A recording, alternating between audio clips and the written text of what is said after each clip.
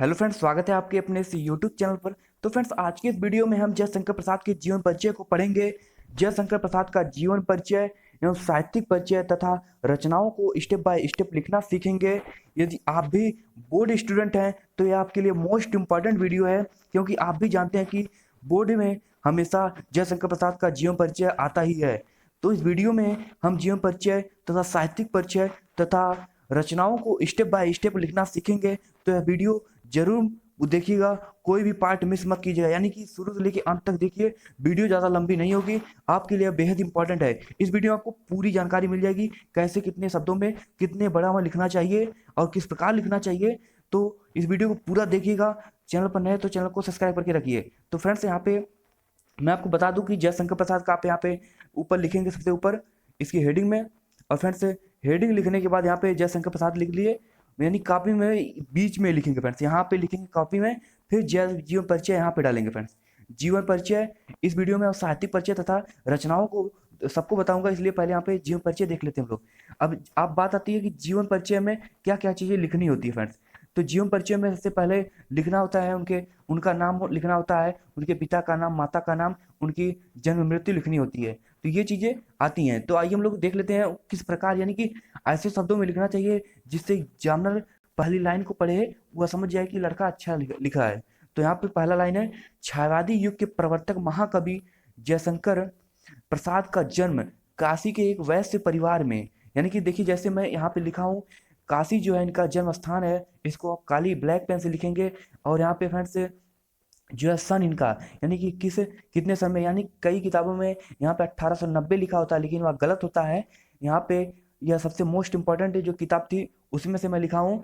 और फ्रेंड्स, यहाँ पे आप देख सकते हैं इसका 1889 है। आप कोई अपने टीचर से भी पूछ सकते हैं। तो यहाँ पे ये चीज़ें हैं, 1889 में हुआ था। तो इसी प्रकार क्या पढ़ेंगे आप, जयशंकर छायावादी युग के प्रवर्तक महाकवि जयशंकर प्रसाद का जन्म काशी के एक वैश्य परिवार में सन 1889 ईस्वी में हुआ था। तो ये पहली लाइन आपको याद हो गई होगी फ्रेंड्स।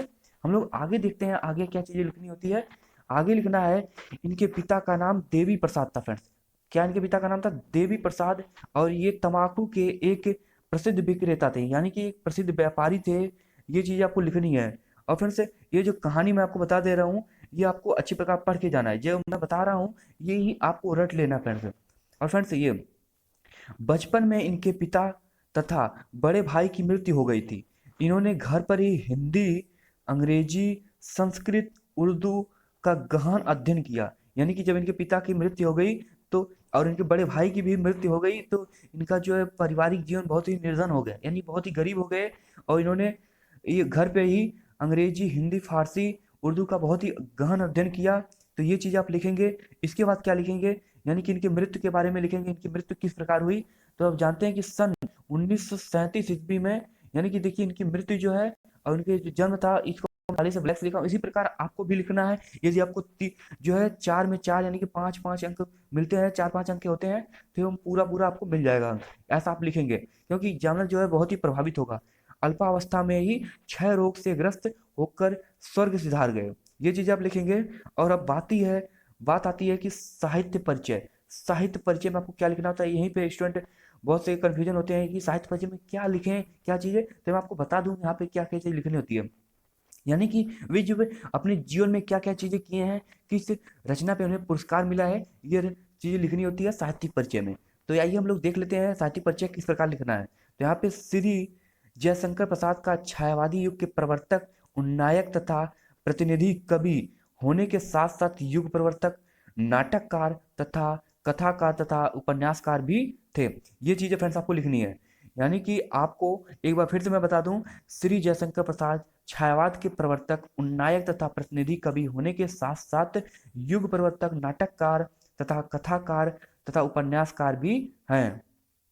तो फ्रेंड्स, ये चीजें, यानी कि जो भी टॉपर स्टूडेंट होते हैं यही यही तरीका उनके लिखने का होता है। ये नहीं लिख देते हैं ये उन पे रचना पाई है। वो अच्छा, मतलब ऐसा सेंटेंस बनाइए जिससे एग्जामिनर हो वो प्रभावित हो जाए, यानी कि आपसे जाने की ये लड़का अच्छा लिखा है, यानी सेंटेंस को ही पढ़ के वो प्रभावित हो। इसी प्रकार आपको लिखना है जो मैं आपको बताया हूँ। और बहुत ही छोटा है फ्रेंड्स, आप एक बार कॉपी पे इसको लिख करके याद कर लीजिए, आपको बहुत ही काम देगा। और अगला लाइन क्या लिखना है, इनकी कामायनी सबसे प्रसिद्ध रचना है। यानी कि जो कामायनी है फ्रेंड्स, इसको मैं भूल गया था ब्लैक पेन से, इसको ब्लैक पेन से आपको लिखना है।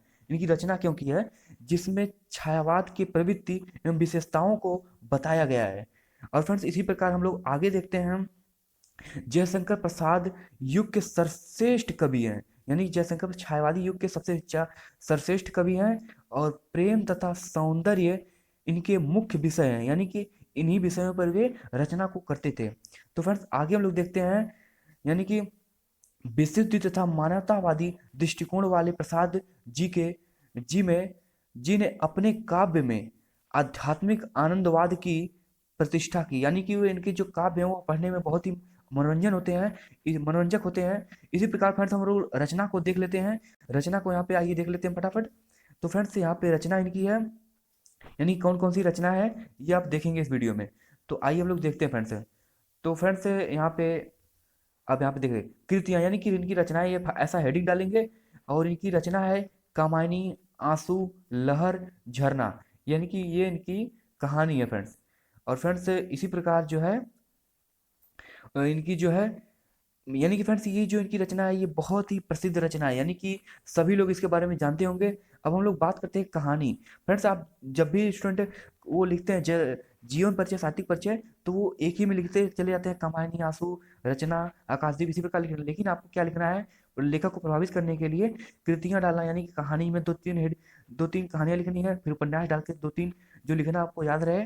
और निबंध में आपको जो जो भी उनका निबंध रहे वो लिखना है, चंपू में वो लिखना है। तो इसी प्रकार अलग अलग डालेंगे तो आपको पूरा पूरा गारंटी लेता हूँ कि पूरा नंबर देगा।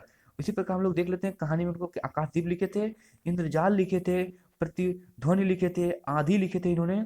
और उपन्यास में क्या क्या चीजें लिखे हैं? कंकाल लिखे हैं, तितली, इरावती। जो इरावती पंथ लिखे हैं वह जो अपूर्ण है, यानी कि अभी भी वह पूरा नहीं हो चुकी, यानी कि उनकी मृत्यु हो गई थी इसलिए पूरा नहीं हो पाई। और फ्रेंड्स हम लोग निबंध देख लेते हैं, निबंध में क्या क्या है। इनका निबंध क्या है फ्रेंड्स? इनका निबंध जो एक ही निबंध है, काव्य और कला। इसी प्रकार हम लोग चंपू को देख लेते हैं, प्रेम राज्य, यानी कि चंपू लिखे हैं। तो यदि उम्मीद करता हूँ ये वीडियो आपको अच्छी लगी हो, वीडियो अच्छी लगी तो प्लीज एक लाइक कीजिएगा, चैनल पर नए हैं तो चैनल को सब्सक्राइब करके बेल आइकन दबा लीजिए। फ्रेंड्स यदि और भी किसी निबंध को चाहिए तो प्लीज कमेंट बॉक्स में कमेंट कीजिए, मैं आपको जरूर उसका वीडियो बना के आपको दूंगा।